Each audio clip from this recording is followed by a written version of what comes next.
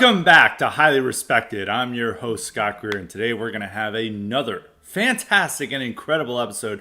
So let's jump right in. And today our first question is on the topic of no kings, and it comes from K-Max. K-Max asked a simple question about no kings. We had somebody who thought that there was going to be a ton of questions on no kings. This came from Nitro. But we only got one, so thank you to K-Max for covering this, or making sure we cover this important topic. I was going to cover it as the first topic if somebody didn't ask, because this is what everyone was talking about over the weekend, and, you know, there's hundreds of thousands of people gathering around, so what do we think? So, the thing about no kings is it's not nothing. The fact that you can go, there was people in random small towns and like Arkansas and Missouri, or not that small, but like down market towns, like towns, you know, they're not major metropolitan areas in, say, of way like Chicago or LA, and they were able to get a strong show up for this. And if you looked at Boston, you looked at New York, you looked at Portland, you looked at DC, there was a lot of people there. You know, this is probably the largest mass protest we've seen against, not probably, this is the largest mass protest we've seen against Trump. Is this as big as Women's March? Probably not, but it is a strong showing. And so it is not nothing that there is this, that they're able to mobilize people in, you know, just, I think it was announced like a few weeks ago, and they were able to get all these people out all over the country. You're not able to do that with the right, but it doesn't really matter, because what are these people actually accomplishing? Not much. And also, unlike the protests that happened in the first term, these are very old people affairs. I know that there's some people reporting that they went to their local protests, you know, just to see what it was, and there was, you know, a lot of people under 40. Even in DC, there was a number of people under 40, because it's like DC.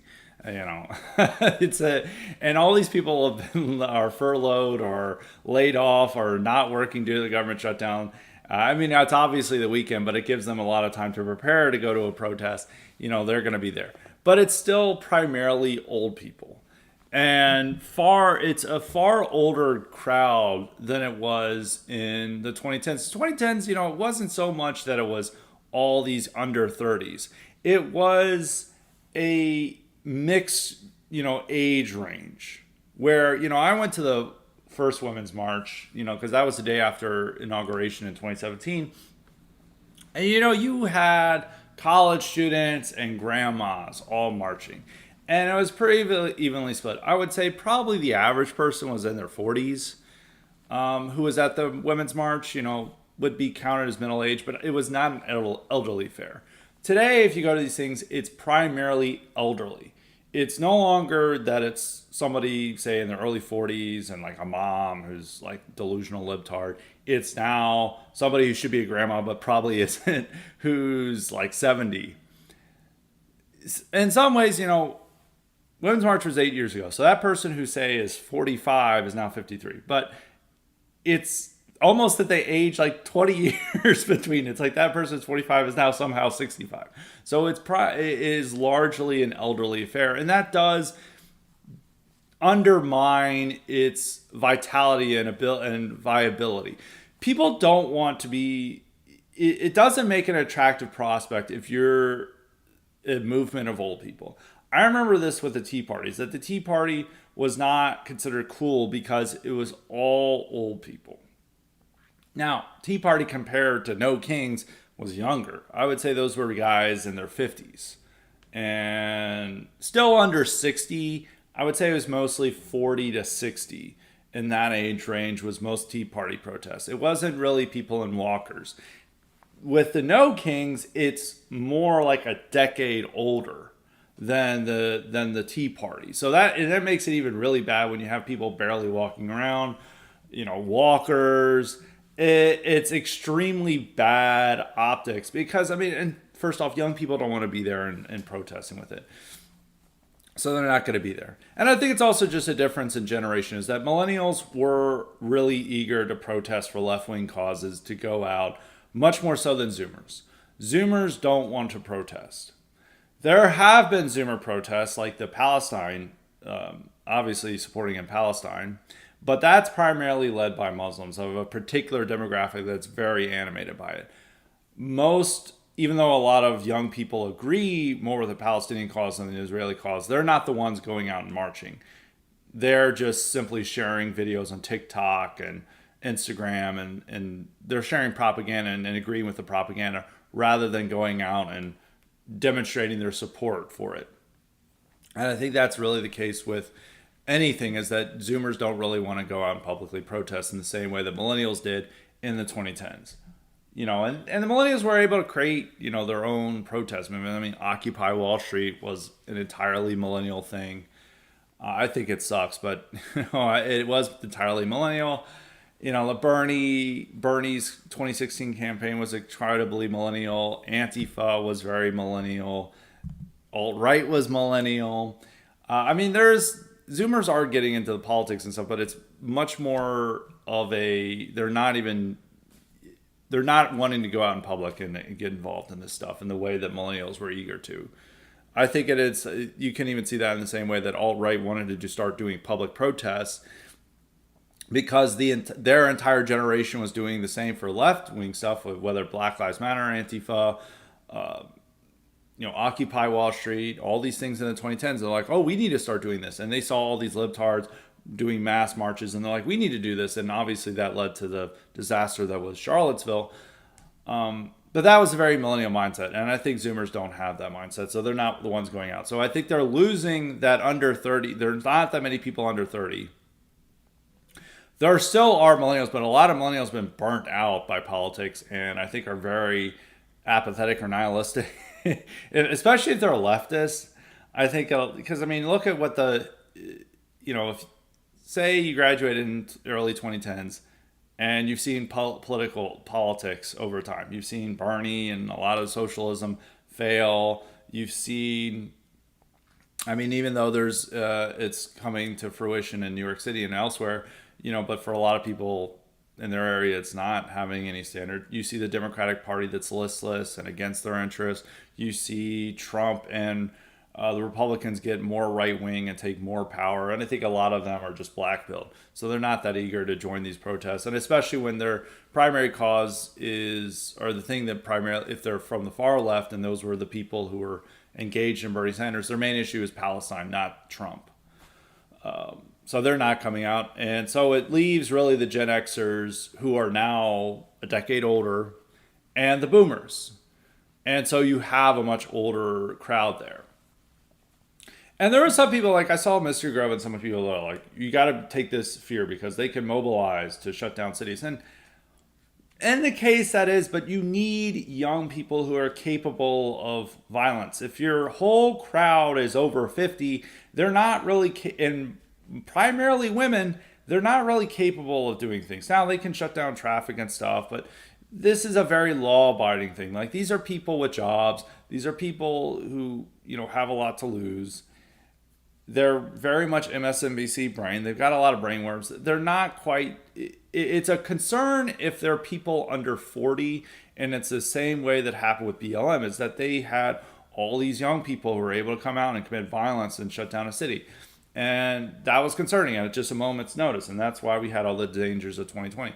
But now, this doesn't really have much an effect. It just makes it a pain in the ass if you're driving around Boston or DC or New York City or Chicago or whatever, and then you're blocked by these resistance boomers. It's a lot different from what it was you could have seen in 2020. So I'm not as deeply concerned about that, especially with the type of people that are there. I don't think you have to worry about old people with walkers, leading to a revolution of sorts. It's more of a need that the right needs this. And I've said this, is the right needs this fear of this so we can advocate for our policies. Like, I think, actually, I don't think. Portland being under siege is a gift to us because we need to highlight left-wing extremism and the dangers of Antifa.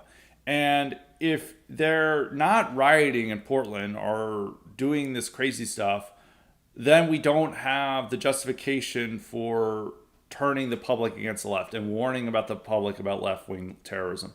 You need them to do this crazy stuff.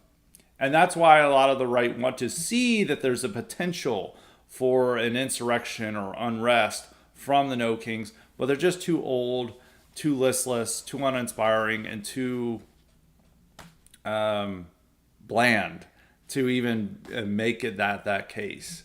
I would only be worried if it was young people. Like I'd say, what you were seeing in 2017, the fact that it was like lots of age diversity and these people were there, it was a preview of what could happen in 2020. And also these people were just like show up in mass numbers on a moment's notice. Like the biggest moment that showed how activated people were in that time compared to today. And they took a long time to build up No Kings. It was like it was at least a month of preparation and notice and getting people hyped up. And there is a lot of people who hate Trump, and they showed up to show that they're disdain for Trump. But in 2010s, they could do that with only a few days' notice. And that happened in Boston shortly after Charlottesville. There was this type of, I don't think it was specifically Proud Boy, but it was kind of an offshoot of sort of the alt-light thing. And all these alt-light demonstrations, everyone on the right for 2017, 2018 wanted to have these demonstrations. Like they did the Mother of All rallies, and it got like 300 people, and it was such an embarrassing sight, and they did stuff like this.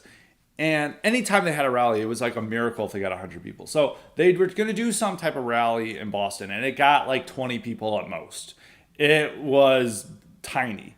But the fact that like the liberals perceived it as an alt-right gathering, like 100,000 people gathered to protest it. And it's one of the most lopsided protests to rally that they're protesting that you've ever seen. It was like 20 people. Similar thing happened when they tried to do Charlottesville 2.0 in DC, when the people who organized Charlottesville tried to do it in DC a year later. And they had one train car that had maybe 10 people in it. And then there was tens of thousands of people in DC protesting it. So there was a lopsided thing of what people wanted to do. So they could just get people to counter protest and get tons and tons of people. Today, that doesn't happen. It only has this months of preparation, and it's really not this vigorous effort, because even when those people were protesting, these apparent alt-right rallies, there was a legitimate worry that, if they didn't have this massive police protest, that these people would go through and rip these people apart. Especially I think there was a significant level of violence at the Charlottesville rally in DC. I don't even think they made it into DC. There was something, I forget the whole story. All I remember is they had a train car and there was maybe 10 people on it. I think it was under 10 people.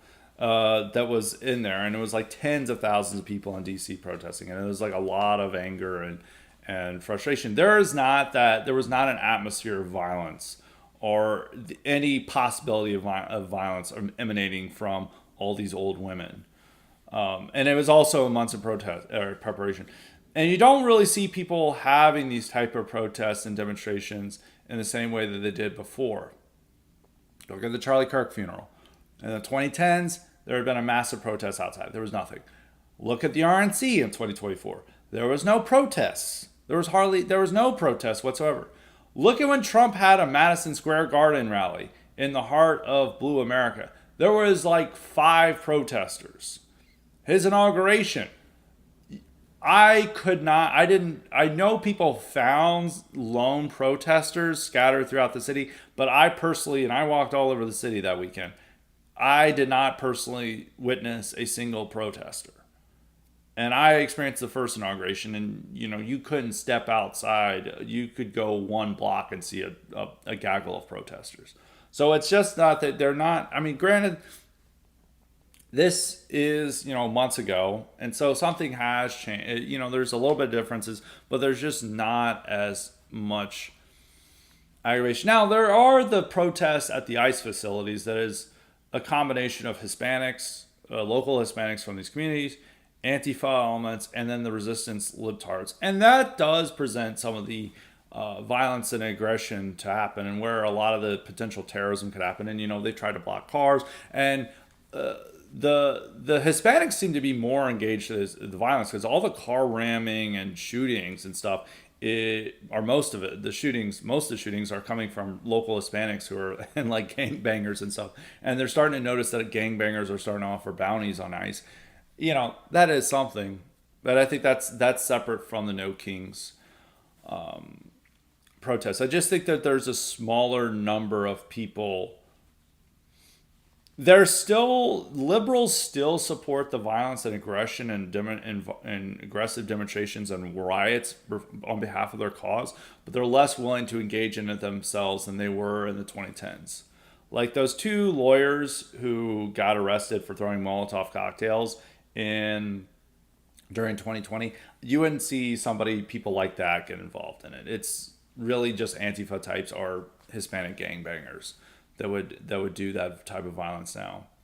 So, it is, but there's so much lame stuff from it. There's these old people doing these group dances, and it's just bad optics that like people, like if you're under 30, no one thinks this is good. It is lame as shit. And it is announcing that a lot of American politics is now like a battle between old people. I think with Republicans, when they have events, it's more Gen Xers than boomers, but it's still people over 40.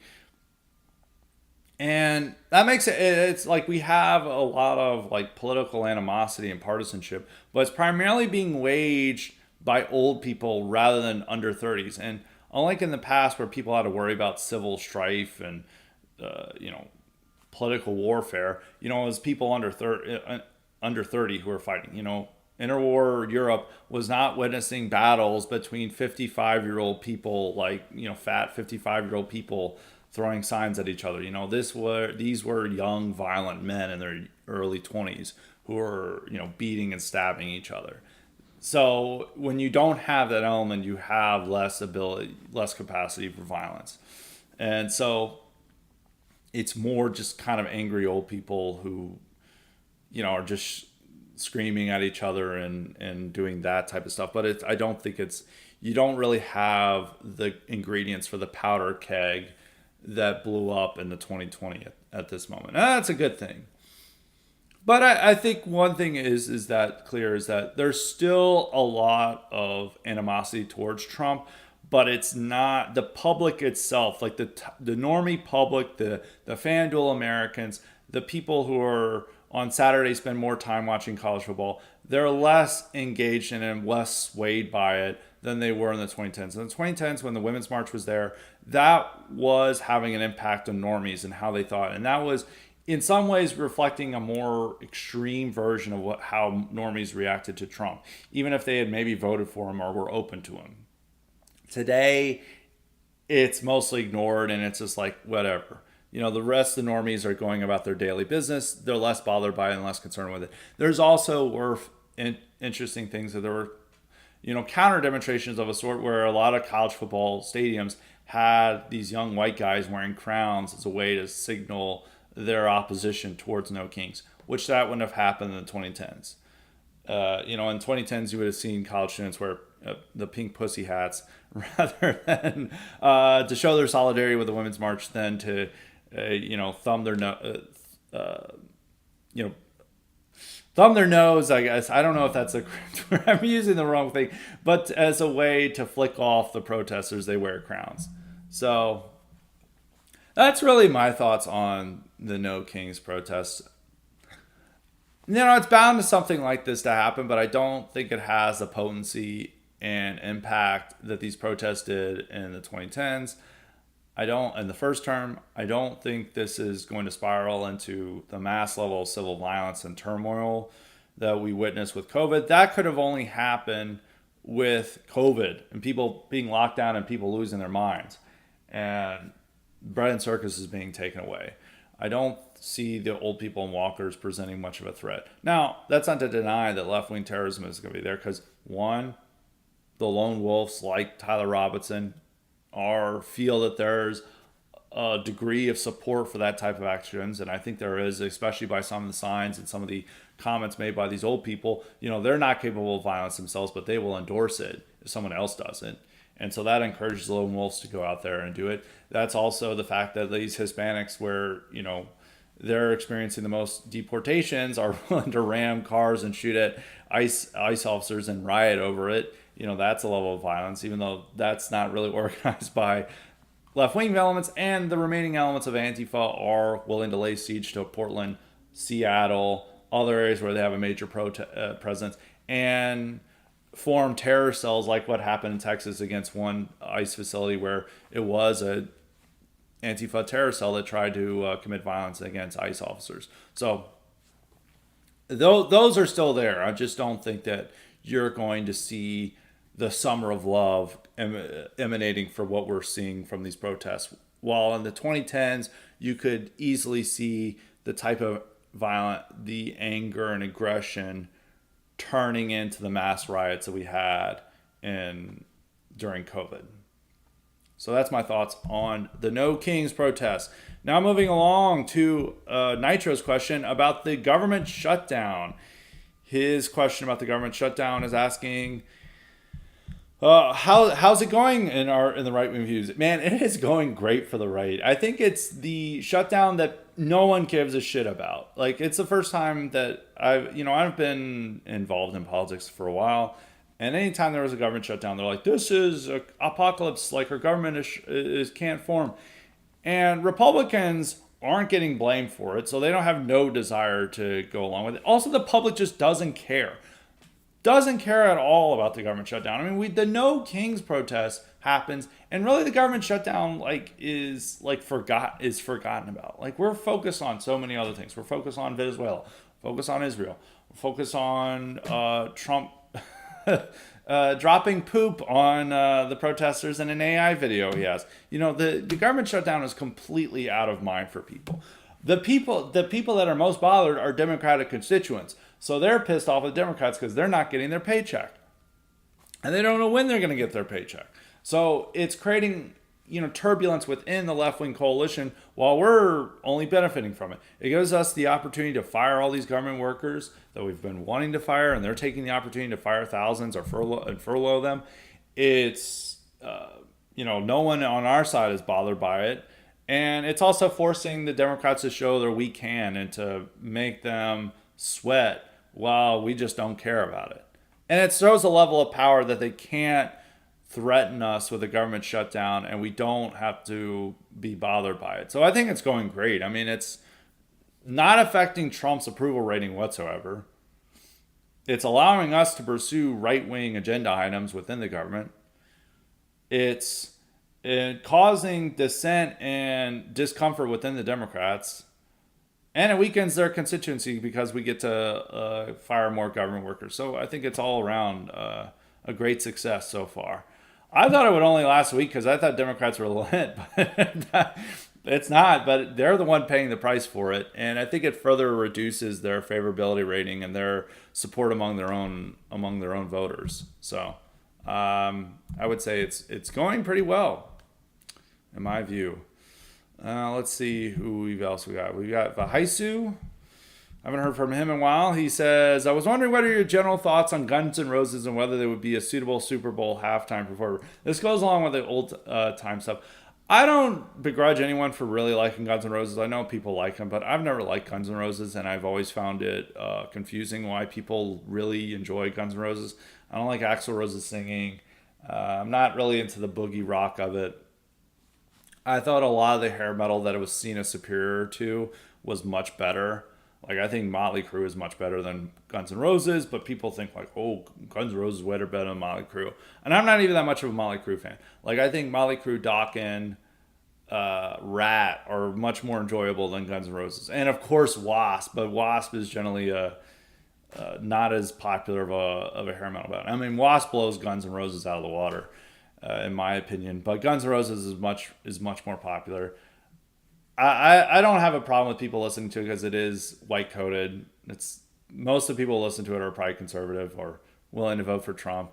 It's fine if you listen to it, but it's never been my thing, and I've never really enjoyed it as much. And I think they're definitely an overrated band. I've never really enjoyed it, but I know that's going to upset some people. So I'm not gonna attack people for it. It's not like a band like I'm like, how dare people listen to this? This is not like new metal where I really find annoying and I can't believe people are into. This is just something it doesn't do for me. But as a Super Bowl halftime performer, man, they're really old.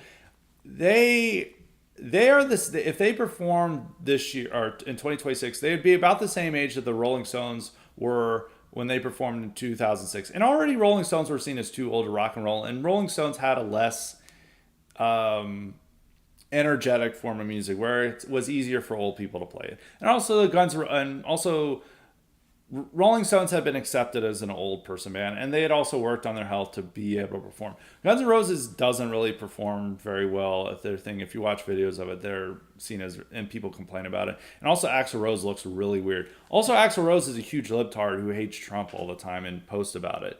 So, and if they were there, people would just say, this is old man shit. Why are we listening to this? Millennials, who would have been the young people back in 2006 when the Rolling Stones performed, like the Rolling Stones. Zoomers don't really like Guns N' Roses.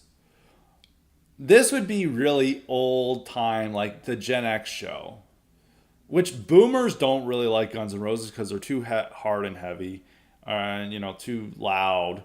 And then boom, and then it's really just Gen Xers and millennials like him, but Zoomers don't like him because it's old man music, and Boomers don't like it because it's too loud and heavy.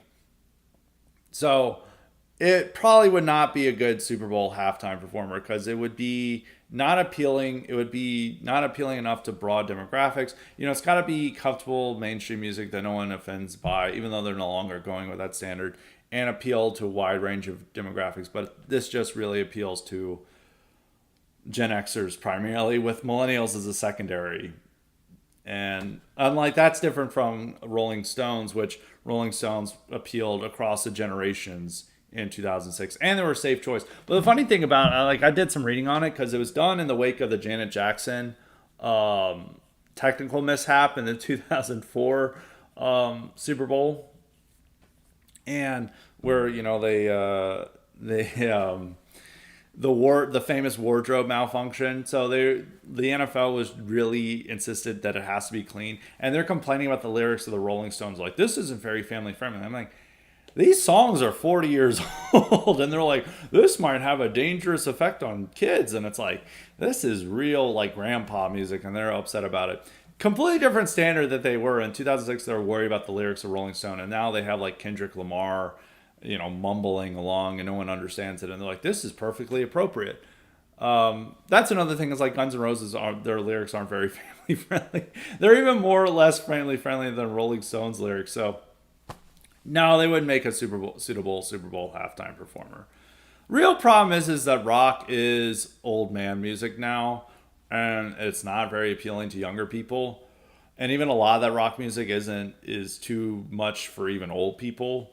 So you end up with a weird dynamic. So no, I would say they're not suitable Super Bowl halftime performer, and that's independent of my own judgment of what it is. That's the problem with a lot of these rock bands. They're too, the ones that have broad popularity are too old,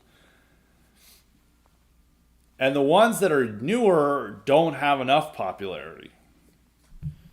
So there's a lot of issues with that. I remember they got Maroon 5 and I think in right before Jay-Z took over, and everyone hated it. And it was done specifically to avoid controversy.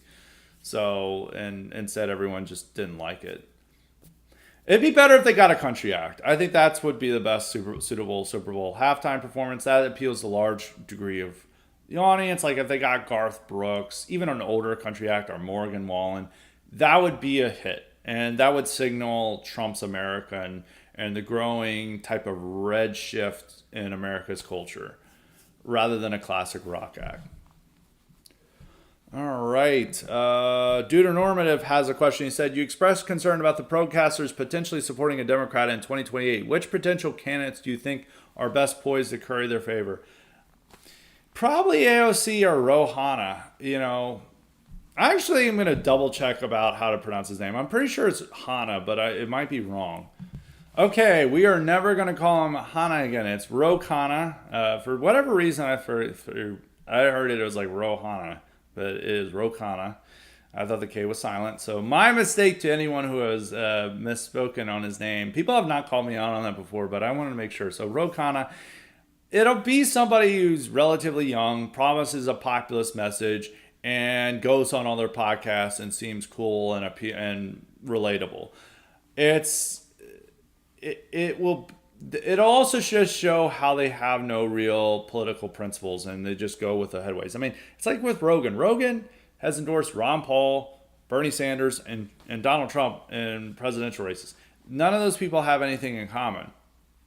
It's just where the wind blows. And so one day he'll be an ultra libertarian, the next day he's a socialist. I think it's the same with a lot of these guys. Their main vibe is anti-establishment. And whoever is the most anti-establishment and seems most populist or whatever, they're going to go behind. So it'll be the left-wing populist of the campaign that they will most likely support, unless some of them realize that they're going to have a huge tax spike from their policies, and then they decide that that's not the case. Which I think if that becomes their motivation, they'll go back to Republicans rather than voting for Democrats, because every Democrat is going to have some type of format of populism. So if they care enough about their taxes, and a lot of them do, I mean, why else is Rogan living in Texas now rather than California? They will just go back to supporting a Republican or not endorsing anyone. But if they still go along with just like what's most appealing at the moment, they will back the left-wing populists. And whoever that person is, whether it's AOC or Rokana, or maybe somebody we didn't realize we're not overlooking, that will be who they will back. So that is who I think they'll vote for.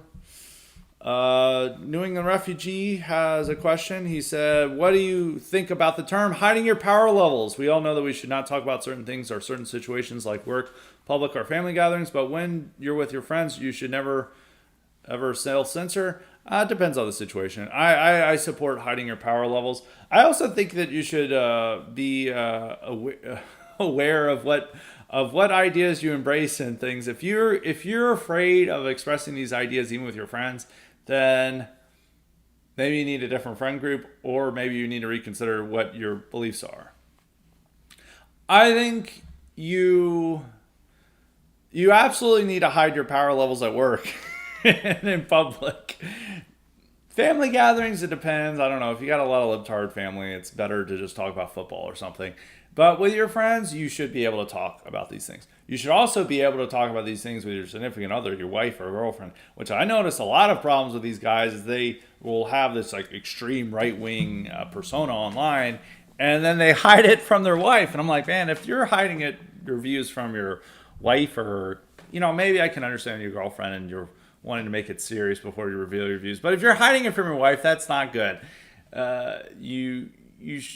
Maybe you're not talking about this all the time with them, or you probably shouldn't. But you should at least make it clear that that what your views are. If you're hiding them from them, then you don't actually have those views. That would be my case. If you're only expressing these views online and you have not expressed these views to anyone in your real life, then I would almost say that they're not really your views. It's just kind of a persona you take on the internet. It's like I always use the thing. It's like an MMORPG. It's just a character you play. And if you're hiding it from your wife, that's not a good thing. So you should express this to your wife. And if your wife is horrified, you probably that's a difficult situation, which I don't know what to do about. But no, you should be able to express some of these views to people you most trust and confide in. But you definitely need to hide your power levels outside of that. So let's we've got questions from Kingslander. He's got two questions. One is a multiple choice question or multiple question, which I always have to say is you gotta sometimes people send in one question, but it's actually multiple questions. This is the one, but there's another one that's like that. He said, how in on the joke do you think the black crime headline writers of the New York Post are? If they're fully in the loop, have there's any euphemisms always been a tongue-in-cheek joke? black criminality are just typical tabloid press behavior, trying to write salacious headlines while trying to avoid the elephant in the room. It's not trying to avoid the elephant in the room. It's trying to get audience in. They're a tabloid.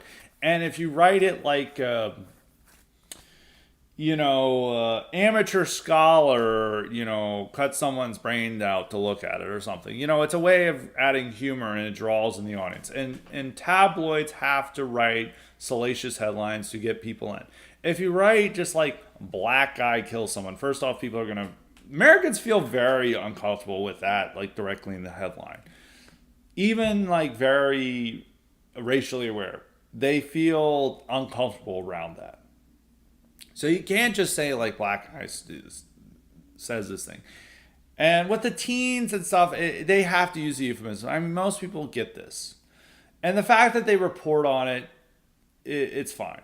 I whether it's in on the joke, I think now some of the writers who probably a lot of them are online probably get the joke.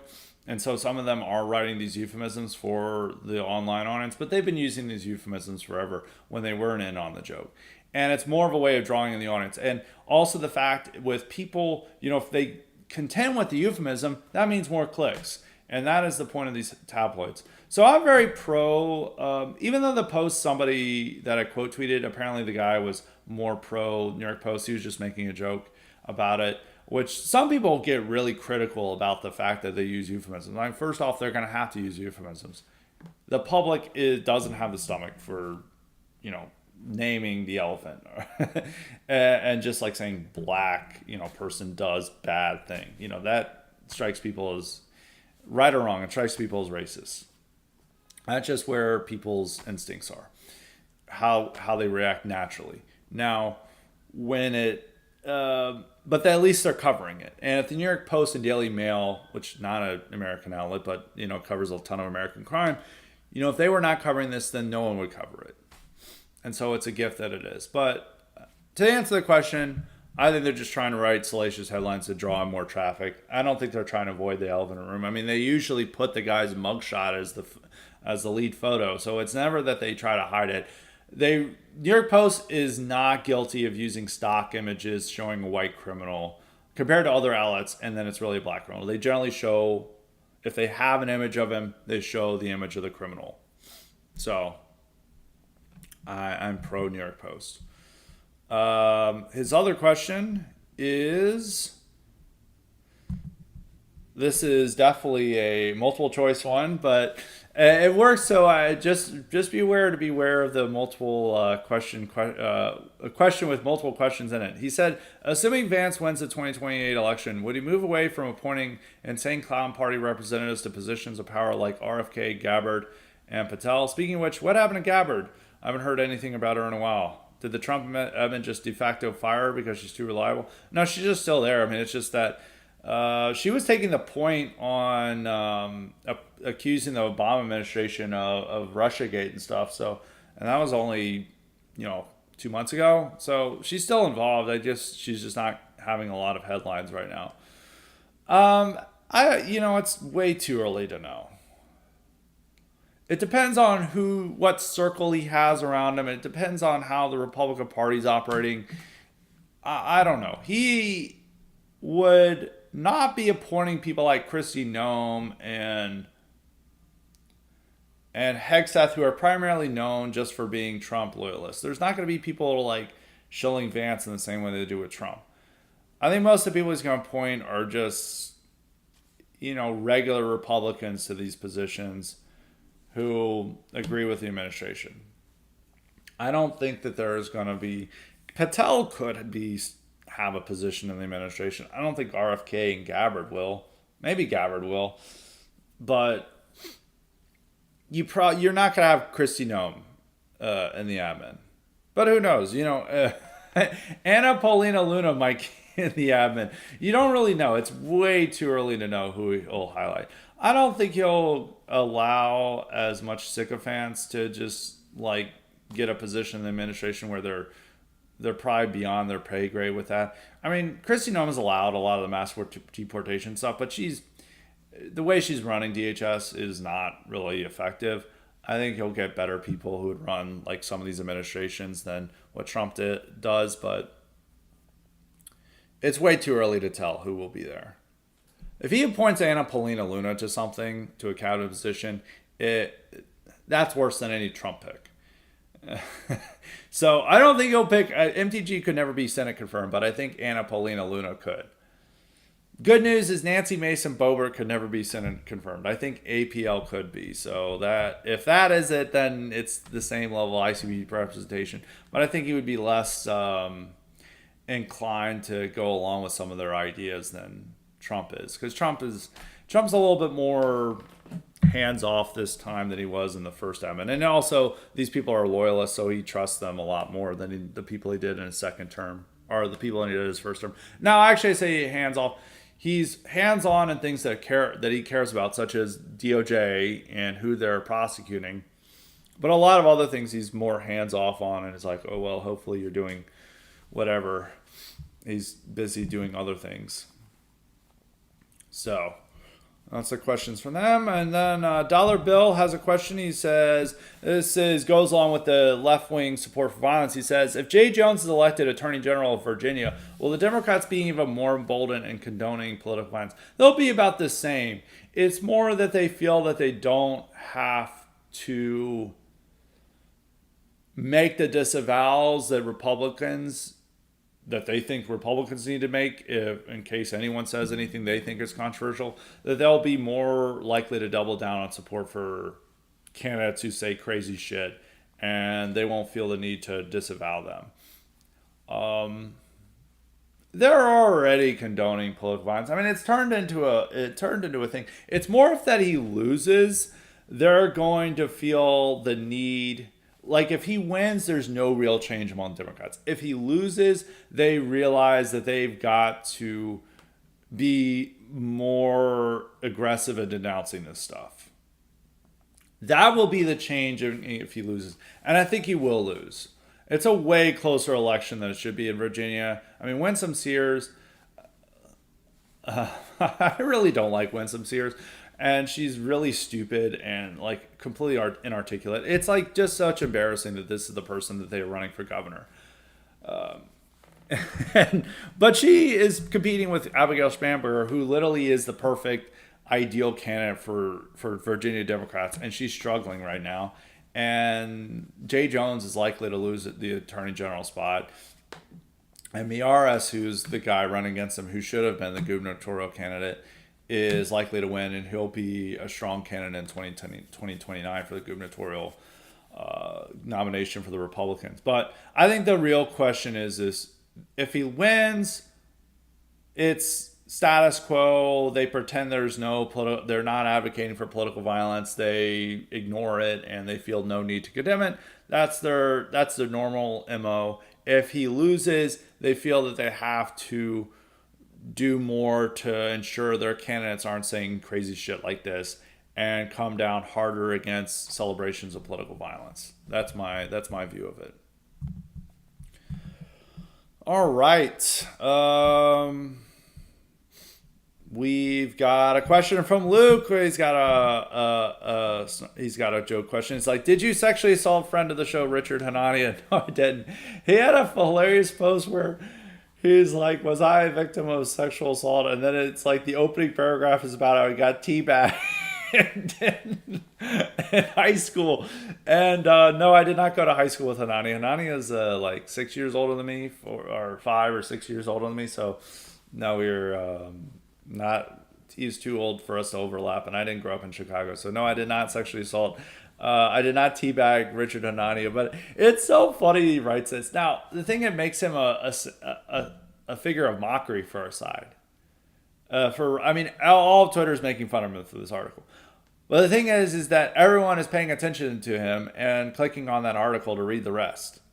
He knows how to generate content that people will talk about and will pay attention to.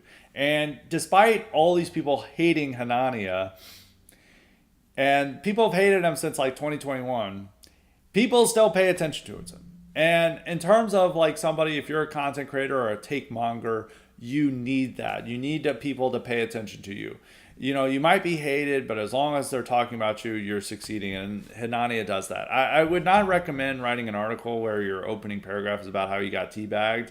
because you're just giving your opponents ammunition. But he knows what he's doing. He knows that that's going to draw people in and to read and discuss his articles, and that's why he goes along with it. So it's it's a very funny article.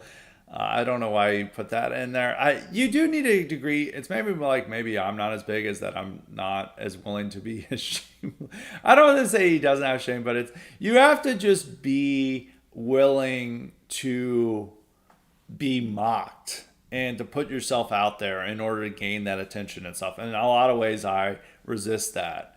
I'd be horrified if I would relate. I don't have any story like that, but I would be horrified if you just wrote something like that. But it's very funny. It's great content. So no matter your thoughts on Hanani, at least he gives us tons of great content to discuss and laugh about.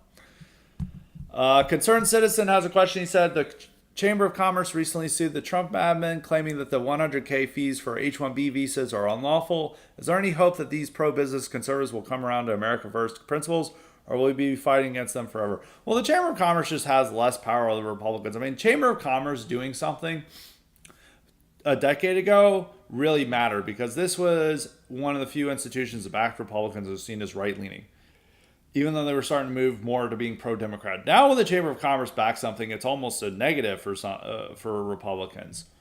I think the average businessman in America is fine with a lot of these changes. They're certainly much more supportive of him deporting illegal aliens than they would have been in these aggressive measures that is making them lose some of their labor supply than they would have been a decade ago.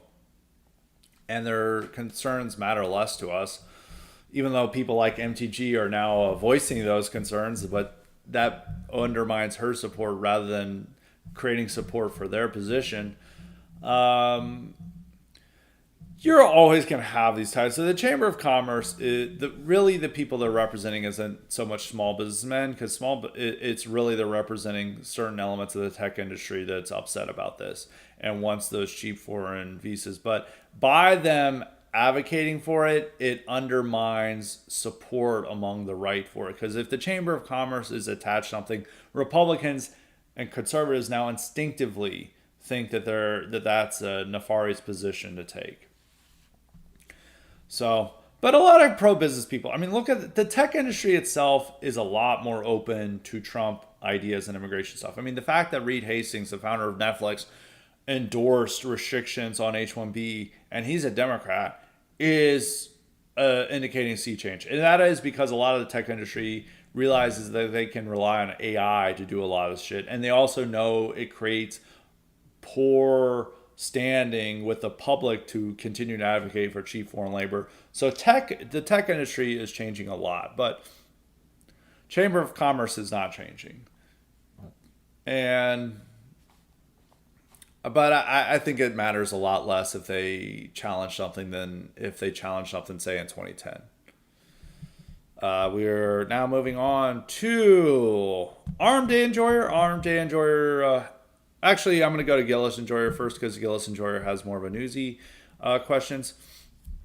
We'll go to Armed Day Enjoyer next. He said, Gillis Enjoyer says, will SCOTUS's decision on the Voting Rights Act ensure permanent Republican majority in the House, as libs are claiming? I've read that it's supposed to add something like 15 to 20 Republican seats, which almost seems too good to be true. Will this impact 2026? I don't know if it'll impact 2026 because I don't know when the lines are going to be drawn. I think that's going to be mired. I think the districts they have now are set in stone. Actually, I'm going to double check on this.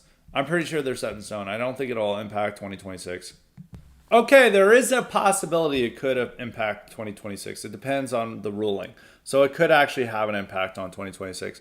If it happens in 2026, Republicans will win the House. I think it is a little bit too early to tell how you think the midterms are, because let's go back to 2021. 2021, fall 2021, it looked like Republicans were going to have a huge sweep in 2022. And special elections kept confirming it. The off-year elections confirmed it. It looked incredible for Republicans.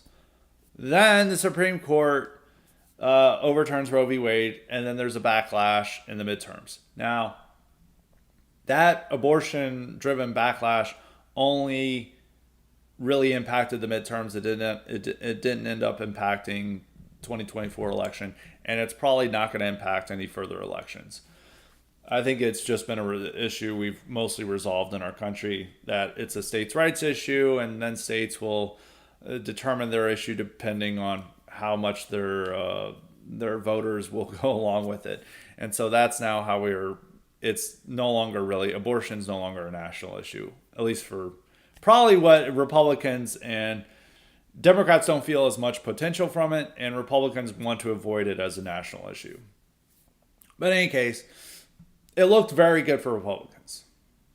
And then things change. Right now, things don't look good for Democrats. Democrats don't have a message. They don't have enthusiasm. They're looking to do extremely poorly in off-year elections that are usually a barometer for how, or a preview for how the midterms should look.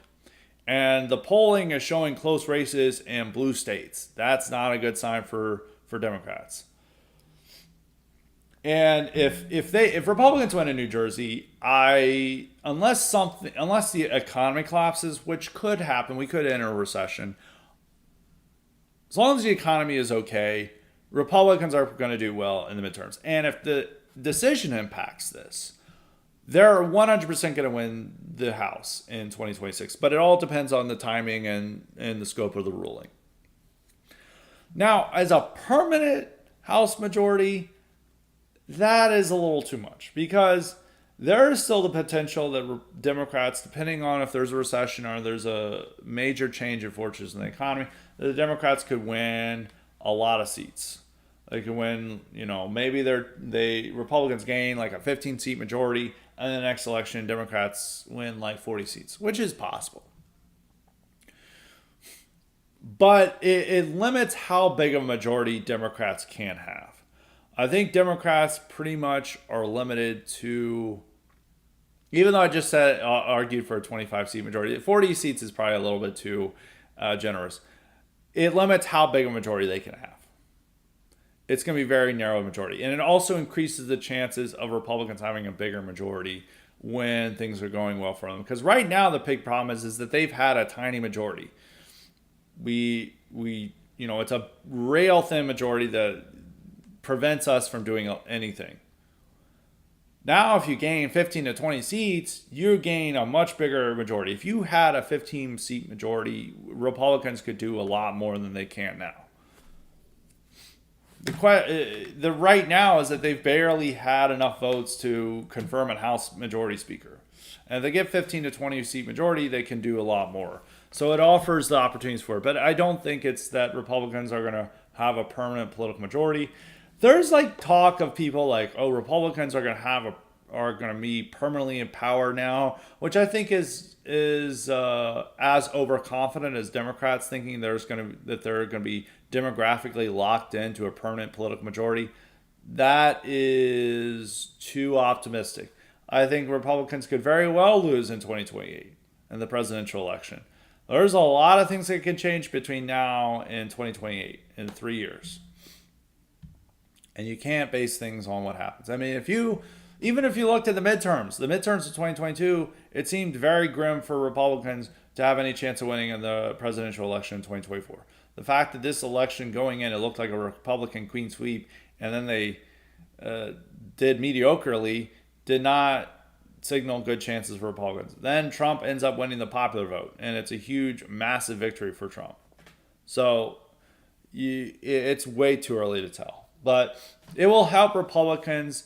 It will allow Republicans to have bigger House majorities than they have, because under the current system, they are limited in how it's extremely difficult for them to have more than 10-seat majority. It can now allow them to have a 20-seat or even more majority, which can allow them to do more, and it limits how big a majority Democrats have. Democrats are probably only going to have like 5 or 6 seat majority now under this new system. So it's a huge benefit for us. But I would not say it's going to enshrine a permanent Republican majority. And if the case happens before 2026, Republicans will win the midterms. They're already set to keep the Senate, potentially gaining a seat or two. That might be a little bit too generous depending on things, but they're going to keep the Senate, and they would keep the House, and that would be a disaster for Republicans. or for Democrats. If you can, the one thing with the midterms that people thought was a disaster, at least Republicans won the House. They won the House in 2022, and they came very close to winning the Senate. If Democrats, don't regain either, that's a disaster for midterms, because generally in midterms the party out of power does well. And if they do poorly, that doesn't signal good chance. That doesn't signal strong political electoral fortunes in 2028. So that's my answers to that. And the second question: why did Cuomo and Sliwa cuck to Zoran so much in the New York mayoral debate? He was moaning about how Cuomo hasn't visited a mosque during his time as governor and was therefore Islamophobic. It's not 2017 warring. Why did Cuomo act like these accusations have the same power and try to justify himself? Because there's a huge Muslim population in New York City, and they're having to appeal to that population. So what happens? It's in New York City. You can't run on a Islamophobic campaign and hope to win. It's also the fact that, one, most of their population is tolerant and loves the pluralism of going to visit a mosque. They're not running in Tennessee or Arkansas. They're running in New York City. And there's a strong Muslim constituency there. And they're having to compete with all these minority groups and appeal to the various minority groups in order to win in New York City. That's how New York City politics run. And that is a damning accusation, because it's saying you're not appealing to this strong New York constituency. That's the nature of these cities. You're not going to get a base candidate, fully based candidate from New York because of that. The only thing that you can hope for is that they promise to be tough on crime, and not have idiotic tax policies. That's pretty much it. Expecting them to be identitarian and anti-Muslim, or arguing for heritage American. There's like hardly any heritage Americans in New York City. So of course this is going to be a issue where they have to kowtow to another minority identity group. That's how New York City politics works. So now moving on to Armed Enjoyer. Armed Enjoyer says, I once heard the argument that Anglo spirit exploration isn't anything special, as they haven't gone anywhere the Mediterranean and Iberians haven't been. What would your response be?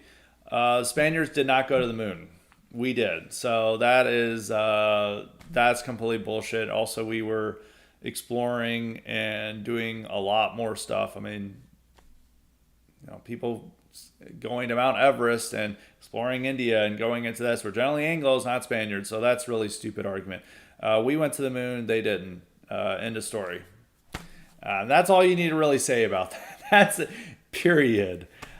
Second question. I recall VDR James Kirkpatrick saying that if we implemented the Barbara Georgia Commission commission findings, we may not be in this mess today. It seems to me that with falling birth rates among non-whites, we could have stabilized the white population at 50 to 55% with low immigration. Your opinion? Well, I guess you mean from the 90s. No, if they had implemented in the 1990s, we would have been able to maintain probably at least 60% white population. We would have had a white majority for the rest of this century. I think it would have been possible to maintain a white majority in America. But now, no, the white majority is impossible unless something drastic happens. We're gonna have a white plurality. Now, the only way to increase that is if somehow Hispanics decide that they are white. There's problems with that, but politically, it's generally a good thing, because then they vote like white people. They're not anti-white.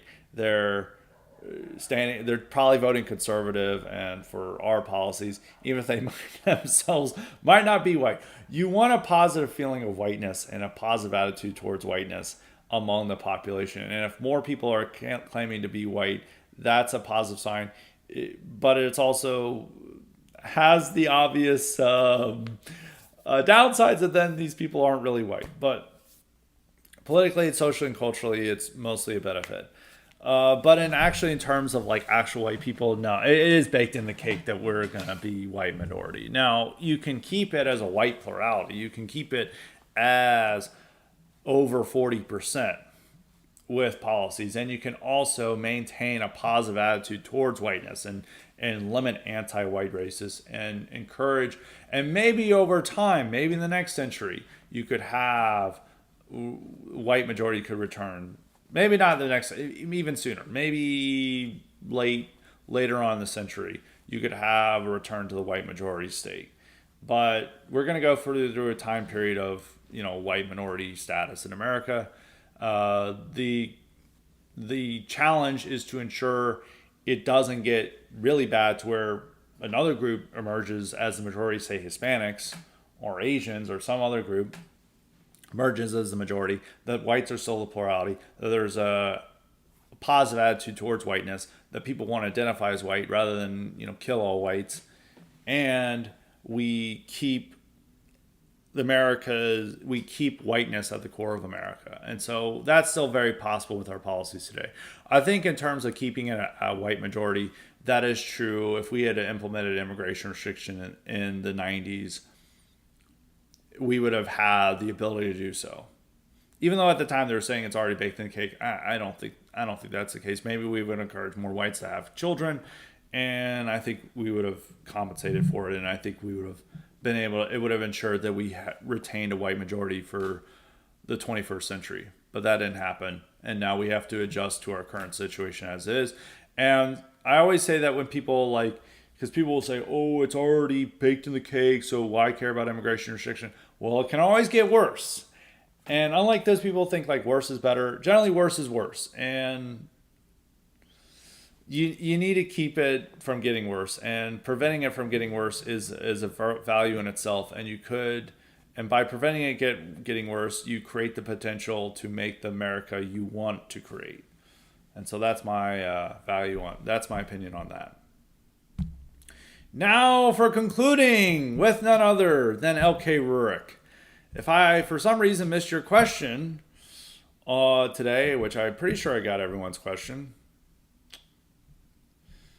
Yeah, I got everyone's question today. If for some reason I missed your question, just harass me for Wednesday, the mailbag. And he said, here's a recent direct quote by President Trump on the city of Chicago as October 2025. You have women, beautiful black women, walking around with MAGA hats. What do you mean by this? I think this is just a funny Trump comment. That's all it is. He probably has been hearing boomer stuff that is like, oh, I have so much support among these black people. They love me. They hate the immigrants. They love all the jobs I'm bringing, which actually he's no longer, fortunately, he can no longer talk about record employment levels, record low unemployment among blacks, because they're now having record high unemployment because of his cuts to government jobs. But he's just saying stuff. He probably is under the impression that there's a bunch of black support for him in Chicago, which there isn't. But when among all the Republicans, this is stupid and really counterproductive. Among Trump, it's hilarious, and it's also arguing for an awesome policy of sending in federal law enforcement and National Guard there to clean up crime. So I generally think it's just a funny Trump comment, and he probably he probably has been told or been watching Fox News where there's a growing MAGA element within Chicago's black community. There's not. So he just makes this thing, and he always calls everything beautiful that he likes. So it is just a funny comment. I think it's just a hilarious comment. I don't think it's worth pondering that much about besides laughing. But anyway, that is it for Highly Respected today. Hopefully you guys enjoyed the episode. We've got more great content coming up this week, so be on the lookout for that. So until next time, stay respected.